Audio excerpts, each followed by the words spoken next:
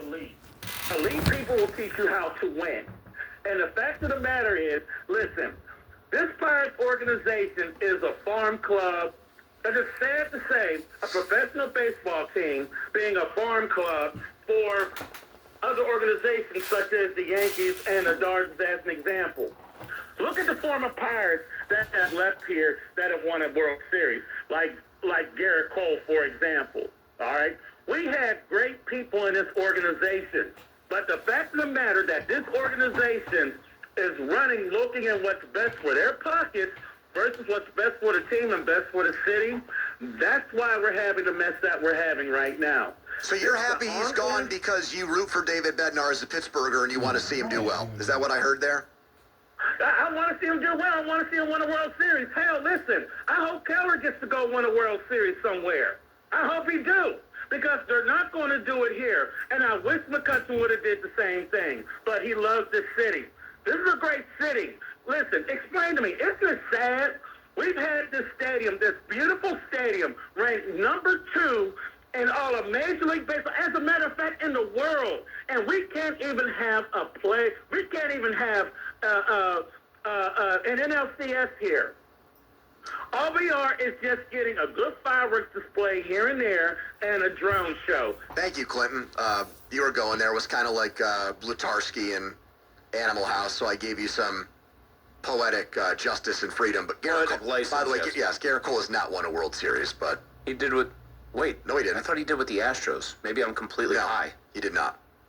He lost the World Series with the Astros. Man, that's one of those memory hold things. And he lost the World Series. Well, at least he got there. Too. That's one of those things where I had like that assumption just stuck in my brain, and for whatever reason, you, other than like looking it up and hearing you say Charlie it, Morton has been a gotten me World out of Series hero. Yeah. Oh, really? You know guys what? like that. I kind of remember chuckling that he was losing World Series. Here is, let's get Jake to react to the big trade. Hello, Jake. Hey, guys. How you doing? Hey, man. Hello. I think this trade is just right on brand for the Pirates as an organization. I think as a whole, over the last, 6, 7, 8 years, this team and this front office has been nothing but a farm system for good players to go play in big markets. Meanwhile, we get to rake up their garbage in the minor leagues to try and appease our fan base, who we've convinced their delusional selves that having a great farm system equals having a great organization. Meanwhile, that has not been the case, as you guys can see. So, all right. I mean, I wouldn't say that what they got back is garbage in this deal, but it is less than I expected them to get. It's underwhelming in a word. It's underwhelming. Mike Vakovkan, who you know from all the Pittsburgh Now sites, tweets out, so far this trading deadline, the Pirates have traded for 5 prospects, 4 of them in Class A. Way to get better for 2026.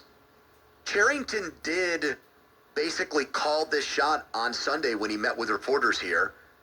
He said if he thought the value was good enough, he didn't care if the guys were at single A and years away from becoming major league players. So he's not operating under any real urgency per se. I know, that's spoken like a guy who's gotten some sort of weird assurance from the ownership, but I don't think he has. Box that he's not going to get fired.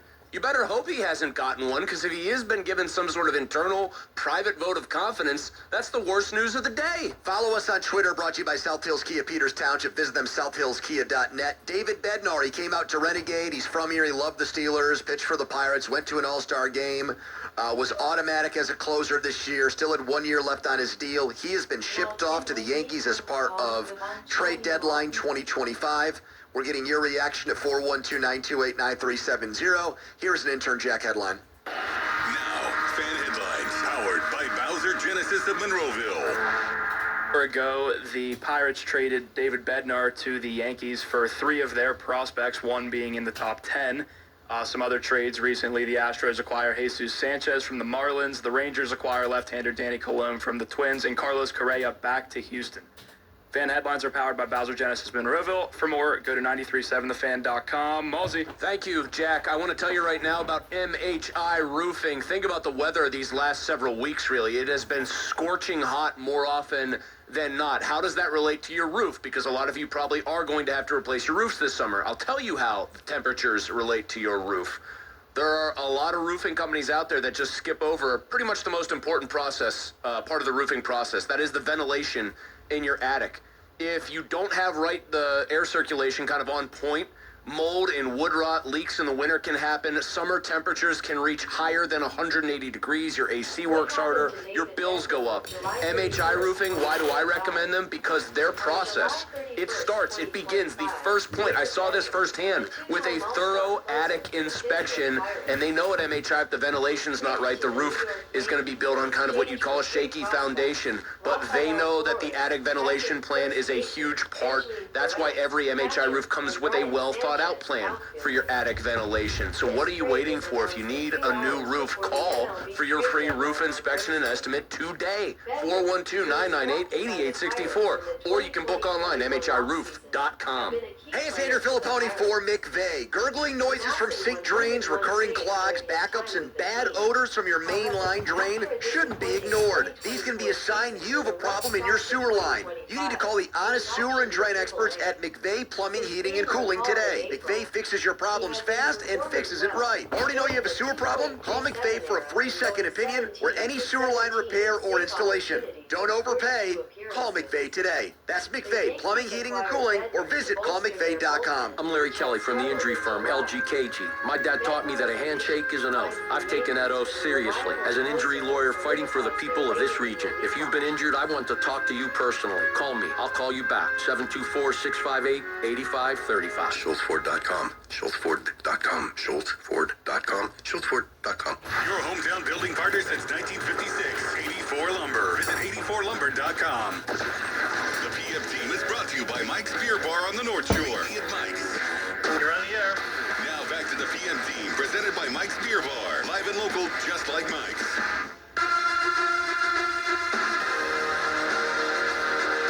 All right, the Donnie Football Debrief will return when Donnie joins us tomorrow, brought to you by Saloni's Italian Bread Company, over 100 years of baking experience. I don't think Saloni's is going to mind that instead of intern Dom creating asinine football topics for 10 minutes, we instead continue to talk about the biggest story of the day, which is the Pittsburgh closer, the Renegade, David Bednar, going to the Yankees. I'm sure he's had his fair share of Saloni's bread in his day. It is delicious. Delicious bread. Brian Batko chiming in on all of this, the big story of the day. I'm waiting for Rowdy Tellez to tell me how to feel about the David Bednar trade. Pretty good. That is a good one. Former fan update anchor Robert Sir, who now is a meteorologist somewhere. I don't know exactly where. I think he's in Louisville now. Good for him. He's steadily moved up the meteorological ranks. Tweeting out. They're basically something that points out how the Pirates have always found a closer.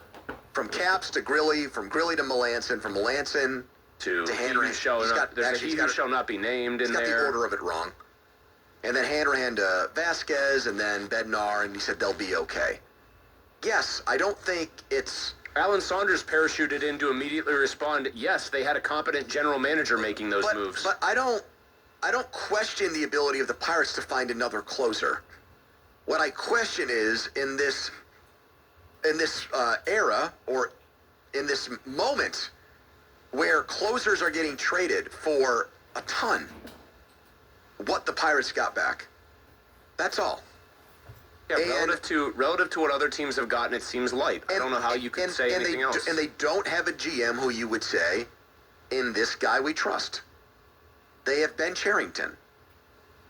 Noah Hiles pointed out in all of these moves Cherington has made, draft picks, trades, free agent signings, he's acquired 2 All-Stars in the 6 years he's been here. Paul Skeens, 1-1, and David Bednar. And I would even say with Bednar, it was a 3-team trade in January of 2021, so coming off the COVID year.